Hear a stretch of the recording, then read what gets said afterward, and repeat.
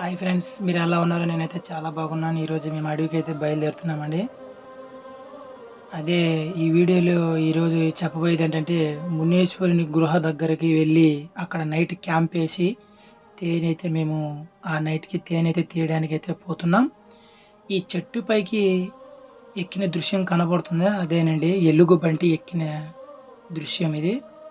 అది ఎందుకు ఈ చెట్టు పైకి ఎలుగుబంటి ఎక్కుతుందంటే, చెట్టు లోపట ఉన్నటువంటి తేనెని అది కనుక్కొని తినటానికైతే అది ప్రయత్నం అయితే చేస్తుంది.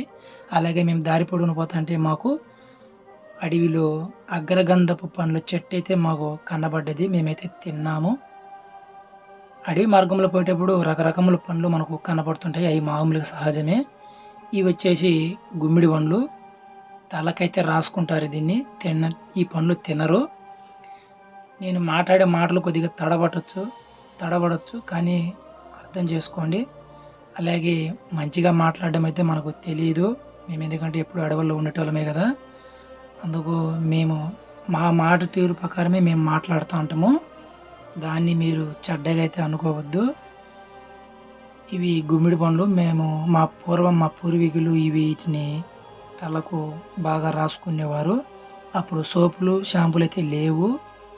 చెట్టు ఏర్లు, ఇలా చెట్లు పండ్లు వాటితో ఉపయోగించుకునేవారు. చూడండి, కొండపైకైతే మేము పోతున్నాం. చాలా పైకైతే పోవాలి మునీశ్వరుని గృహ దగ్గరికి పోవాలంటే. అలాగే ఈ గృహ దగ్గరికి సామాన్యులైతే వెళ్ళలేరు. అక్కడ చల్లని ప్రాంతం కాబట్టి చిరుత పులులు, అడవి కుక్కలు, డాగ్స్, మామూలుగా ఇంగ్లీష్‌లో డాగ్స్ అంటారు. మేమైతే కుక్కలు అంటాం. అడవి కుక్కలని పిలుస్తాం. అదే ఆ లోయ. ఎందుకంటే చల్లగా చాలా ప్రశాంతమైన ప్లేస్ కాబట్టి, ఈ మునీశ్వరుడు ఉండేటువంటి ప్లేసు మనుషులైతే సాధ్యంగా అక్కడికి పోలేరు. మేము తప్పక, మా గిరిజనులు తప్పక అక్కడికి ధైర్యంగా పోయేది. పక్క వాళ్ళైతే పోలేరు. వాళ్ళకి తెలియదు గూడా. మేమైతే మునీశ్వరుని గృహ దగ్గరికైతే పోతున్నాం. మామూలు దారైతే ఉండదు. రాళ్ళు, రప్పలు దాటుకొనే పోవాలి. అలాగే వాళ్ళు కూర్చొని పోతున్నారు గదా! ఆ కూర్చొని నెమ్మదిగా జరిగి అక్కడ నిలబడుకొనైతే మనం పోవచ్చు. అదే మునీశ్వరుని గృహ. చూడండి, అంత జారుడు వరకము అది. ఆ జారినామంటే ఆ లోయలో పడిపోతాం. మునీశ్వరుని గృహ లోపటి నుంచి ఊట వాటర్ అయితే వస్తోంది. చూడండి, దేవుడుండే స్థలంలో ఆ గంగా జలం నిదర్శనం. ఇంతకంటే ఇంక మనం ఏం చెప్పలేము. అంత పైన, అంత ఎత్తులో 2000 మీటర్ల ఎత్తులో వాటర్ ఉందంటే నమ్మబుద్ధి కాదు. చూడండి, దేవుడుండే స్థలంలో గంగా జలం ఖచ్చితంగా ఉంటుంది. ఈ గృహ లోపట వచ్చేసి 50 మంది వరకు క్యాంపింగ్ అయితే చేయొచ్చు. ఆ గృహ లోపల జంతువులైతే ఉన్నాయి. ఆ జంతువులు ముళ్ళ పందులు, విషసర్పాలు ఉండొచ్చు. కానీ మనం ధైర్యం చేసి అయితే పోలేము.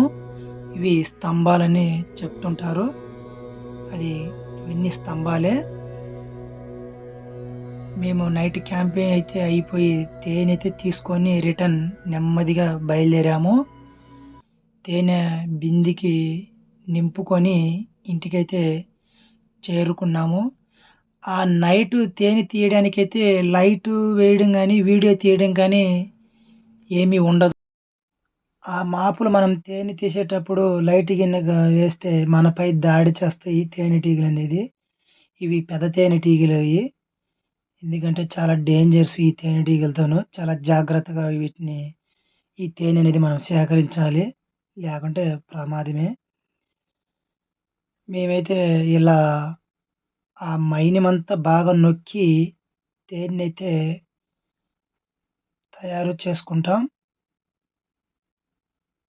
చేసుకున్న తర్వాత అలా ఆ తేనె మైనంలో వచ్చేసి తేనెటీగలైతే ఉంటాయి. అవి మనం చూసుకొని తీసేసుకోవాలి. నీట్‌గా అనేది మనం తయారు చేసుకోవాలండి. లేకుంటే మన చేతులకి వాటి యొక్క ముల్లులు తగులుకుంటాయి మన చేతులకి. తేనైతే మేము వడబడుతున్నాం చూడండి. నేచురల్ తేనె, ఒరిజినల్ ప్యూరు. మేము అలా నీట్‌గా వడబడతాం.